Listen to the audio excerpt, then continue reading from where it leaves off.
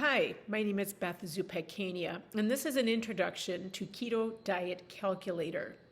I'd like to give a shout out to the Charlie Foundation for sponsoring this program for so many years, and to the Bazooki Group, who provided a large donation to fund the recent upgrades. I've got two slides giving you a little background on ketogenic metabolic therapy. This one talks about the variations.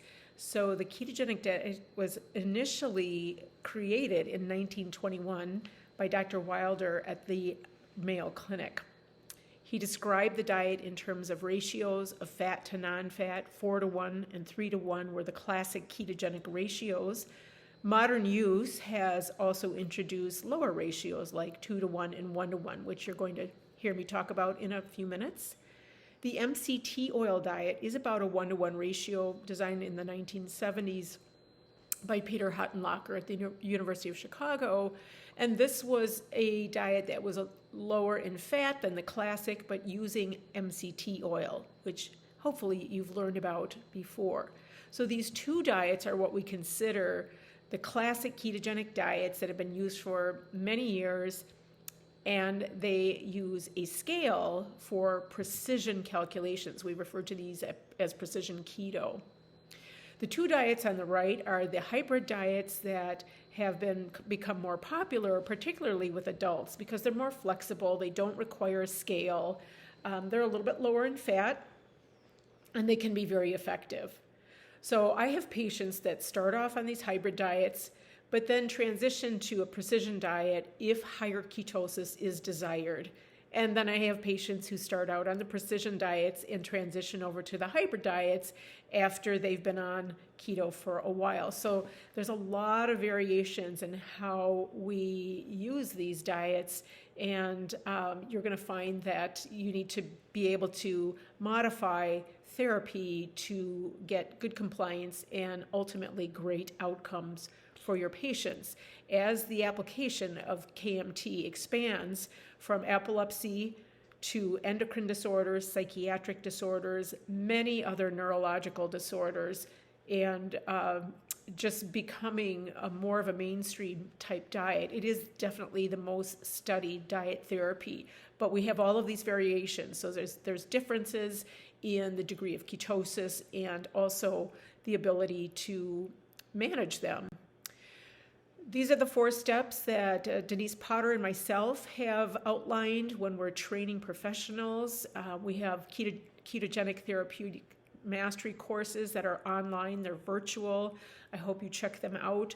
But this is one of the founding principles that we go through, is that you have to do a screening and assessment with your patient or client in advance, doing some foundational blood work, preparing them for the diet by explaining what they're getting into, that this is long-term typically, and then a plan for initiating, and then finally follow-up care, which is where you spend most of your time.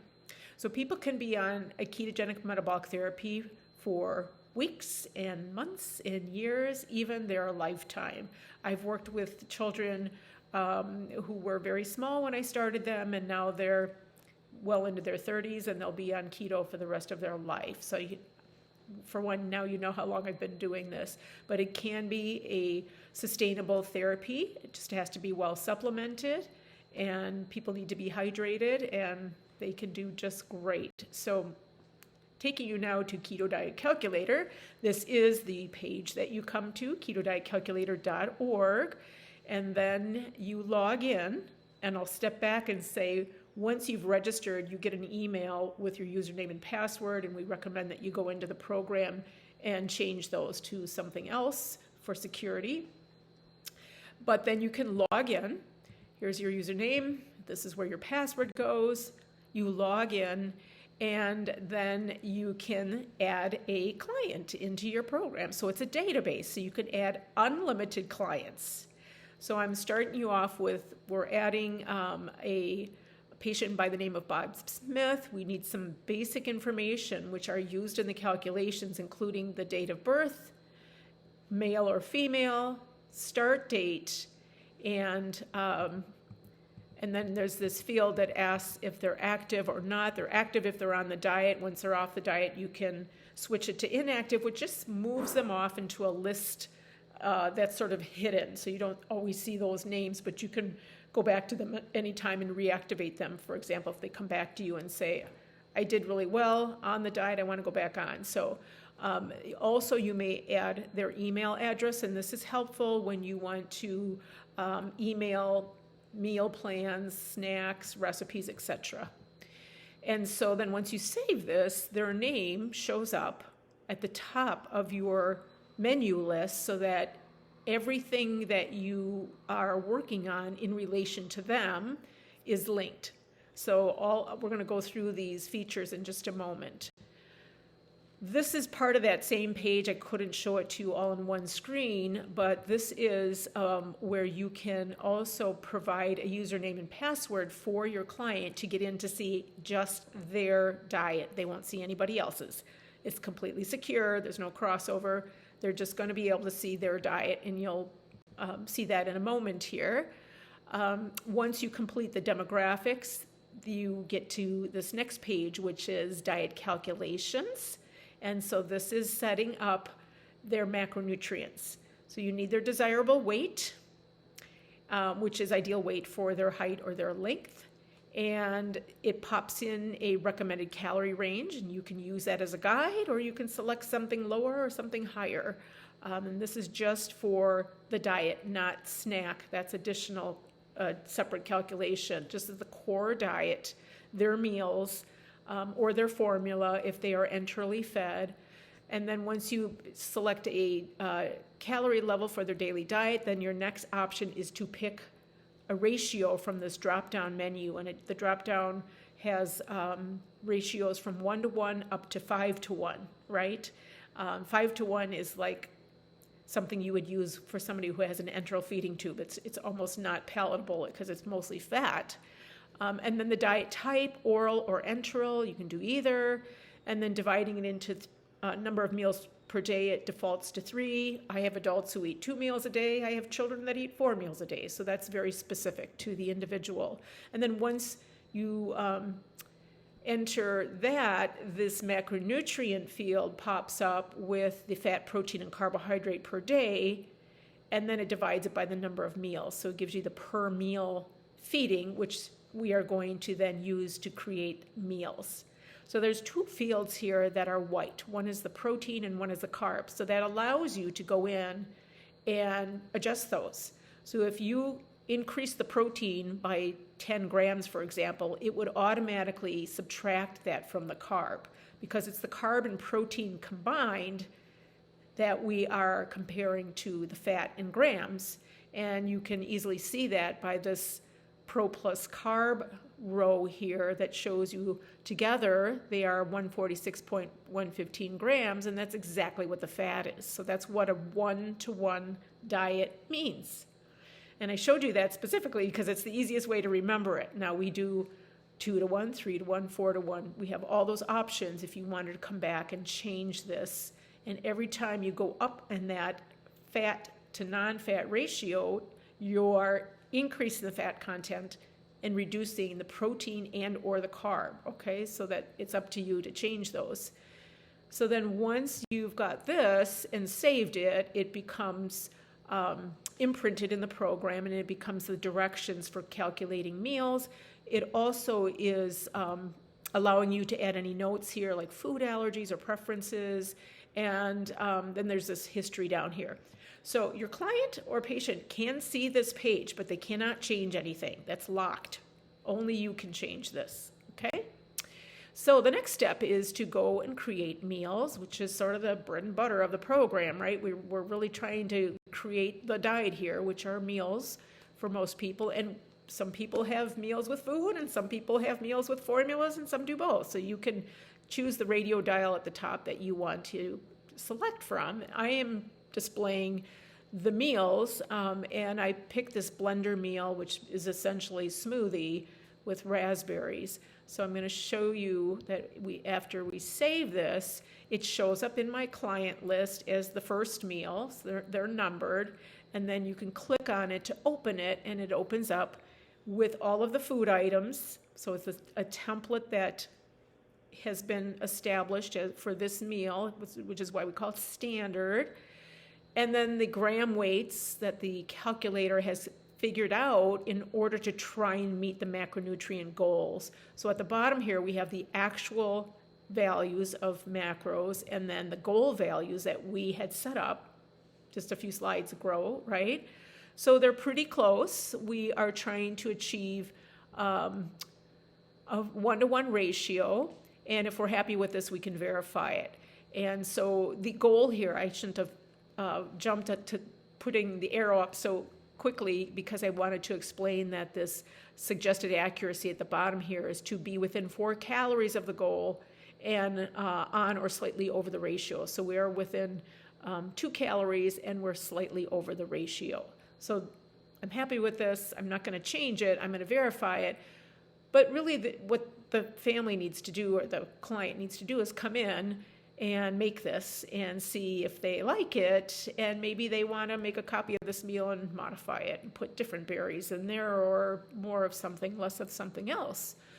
The snack calculation follows this very same method, okay? You select it, you open it up, and then it gives you the option to select a ratio, again, 1-to-1 to 5-to-1. I picked 3-to-1, even though the diet that I selected before is 1-to-1.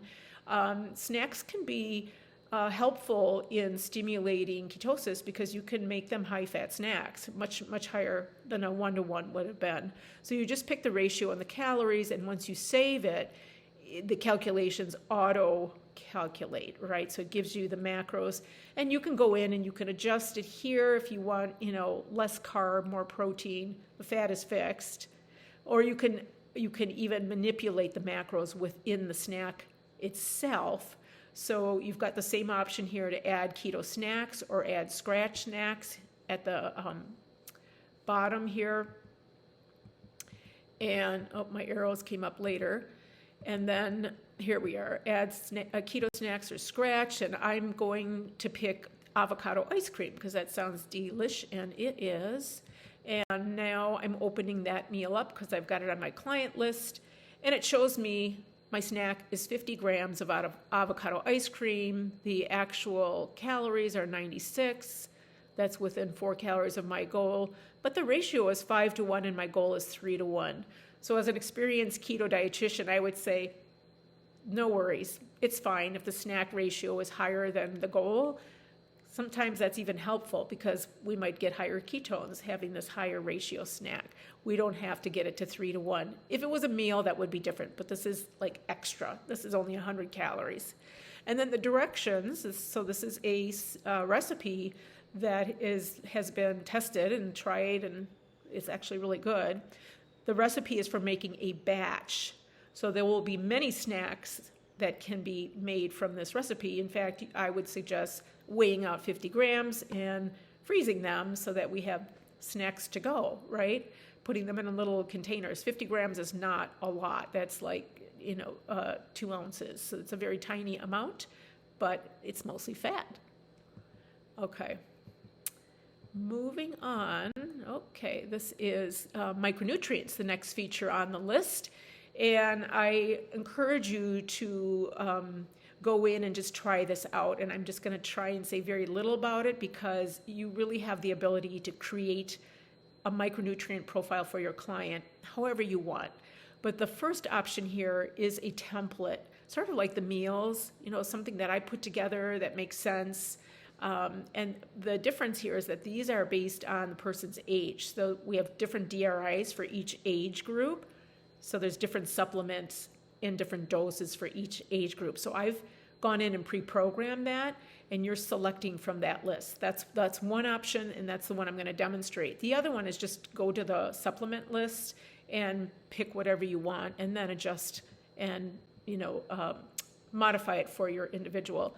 So this looks really busy, but that column in the middle is the product list of all the standard supplements. And then the columns on the right have the DRI, the percent of DRI that the sum of the products is meeting, the actual values of those products, and the UL is upper limit, which we only have for certain nutrients. But this helps guide you in selecting a nice profile of supplements for the client's age. Medications, somewhat similar, but even simpler, because you just go to a list and pick the products, the medications that the individual is on, and it populates the carb content once you put in the dose. Okay, so they come up as a single dose, and you can go in there and adjust the dose based on what the intake form is that you got on your client pre-diet. And then really the purpose here is looking at the total carbohydrate from supplements and medications combined. And the goal is 0. We don't want any carb from anything other than their food, but usually that's not realistic. So some centers say a total of 500 milligrams of carb, they consider a wash. Others say a gram. Some people don't even want to touch medications because there's enough with changing the diet. But it's here for you to look up and note. And obviously, the products that are going to have the most carb are chewables, syrups, and elixirs. Those are the big ones. Swallow capsules and swallow tablets are usually lower, although some tablets actually have significant carb, especially if somebody's taking multiple tablets a day. So then here's the subtotal from medications and the subtotal from carb, and it's giving you a grand total. And then the next option is fluid diet schedule. Ketosis has a very strong diuretic effect, so you need to teach people what is a recommended amount of fluid in a day, and it might be more in the summer than it is in the winter, but this is something that you or your client can set up. And this is really helpful if there's more than one person taking care of the individual, particularly somebody that has an enteral feeding tube or young children. Then it's nice to have a page that somebody can print off and say, this is the plan for today, and it's typically the same plan every day, but and then there are changes. I've also used this with schools. The school nurse needs to have a clear list of not only diet but supplements that they are administering in the school, so this is helpful for that situation as well. That's the fluid diet schedule. All right, now client summary is simply just a summary of all of the above, and you can come in and modify these fields that are in white blocks, right? So I won't go into any of that. The medications and supplements are listed at the bottom. I just couldn't squeeze them all in here. And then there's weekly menu planner. This is something I generally leave this alone. I let my clients use this feature if they want. The only thing you have to remember is they cannot populate their calendar with meals or snacks unless you verify them. So that's why you need to go in and take a look at them and not just use the standard meals. You have to adjust them, verify them, and then they're good to go. Okay. I wanted to show you what the difference is between what the patient client can see and then what you can see. So these are the pages that are the same in both programs, and I'm starting off just showing you the patient-client axis here. So Bob opens his KetoDietCalculator and it opens up to meals. It will always open up to meals because that's typically what people are going for. They can switch to snacks if they need to go to snacks. They can go to their support documents, etc. But it's always going to open up to the meals just to help them navigate, right? So there's his name. He only sees his name. He can't access anybody else. And then there's the meal list. All right, and then what about the nutritionist who gave him access? Looks a little bit different. We see the same meal list, but it seems like we have more options in our menu, and we do. And so here's Bob's name, but under his name, we have the option to select a client from our client list or add a client. Okay, so that's different. And what else? We have micronutrients, we have medications. They don't have that. They can look them up, but they don't have access to modifying. And then in the upper right, we have an account. So this is very similar to if you have a credit card or a business account of some kind, Amazon account, for example, your account is usually in the right-hand corner, and you open it up and you see a pull-down menu, and this is where you can take care of your username, password, etc. The same is here. It's your personal information or your organization information. So I'm going to show you in a moment the features and that, but I wanted to mention one more thing. In the support information, you can see that the lists are the same, right? That we have the same support information, except the helpline. The helpline, which is the one above logout, that's only in the Nutrition Professional Access, and that is a place where you can get help, ask questions, or I would suggest just entering a search topic, because people starting out on keto tend to have the same questions. So you can enter in ketones or MCT or constipation, and you'll see dozens of previously asked questions related to that. So it's a great place to learn, but also to ask if you want to ask a question that you don't see others have asked before. This, again, is through the account. You have these background tables. I'm sorry, this is, again, I should have showed you, this is the features that the dietitian has on the main menu that the client also has, except the health line. There's this FAQs, which is an explanation for every feature that I've gone through in more detail. Food and products, if they just want to see, is such and such brand of mayonnaise in the program. They can just go to the food and products and look it up. They don't have to go into a meal and add it to a meal. So it's just a quick way to view the background tables. There are support documents. There's pages from my classic ketogenic parents guide in here showing you the different vegetable groups, protein lists, selecting cream, cooking suggestions. So lots of documents supporting KMT, so people don't have to go out and buy those things. They're right here. Notifications, this is where I notify you if I've added something, deleted something, adjusted something, if there's upgrades. So keep an eye on notifications. And then helpline I've mentioned before. That's where you can get support. And then that's the logout. We had it there before. We just left it there because people are familiar with going to that spot to log out of the program. And then food and products, I just wanted to delve into this a little bit. So if we selected this and then we pick one of the groups in this category, I'm going to select fat. It'll bring up all of the food items that have fat as the main source of calories, and then it's alphabetized, right? So almond butter Betty's is in blue because, let's pretend I'm the dietitian and this is my account. I entered that. So I need to know that that's my food item, that I need to edit if it changes. And it's going to show up in blue in your client's account. So people around the world use this program and have different food data. So I was just working with somebody from Turkey, and all their food items were blue because they entered hundreds of foods into the program because they use it regularly. So that's what that's about. And then back to this, patient access versus nutrition access.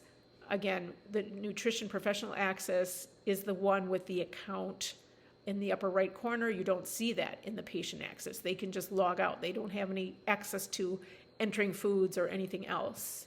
So that's your account. And in your account, you have these settings, and you can add in food items. There are surveillance labs in here. Now, in the U.S., we don't use this for hospitals because it's not allowed, right? You can't use this because it would contain HIPAA information, but people in countries outside of the U.S. use this regularly and in research. Medications with carb content are listed here, so you can add meds. organization settings. I'm going to show you that in a minute. And then supplements. This is your vitamins, any enteral ketogenic commercial formula can be added here if it's got micronutrients. So let's go to food items. And here at the top, you're going to see a category. So I picked the fat category. And then to add a food, you need to add it per 100 gram serving. So it's easy in Europe because that's how foods are labeled, right? But here in the US, we have to convert the serving size to 100 grams. And there's a little worksheet in your support documents that will help you do that easily. It just sets up the whole algebra equation to guide you to get to grams per 100 grams. So you're entering protein per 100 grams, fat per 100 grams, carbohydrate, we're subtracting out the natural fiber and using net carb.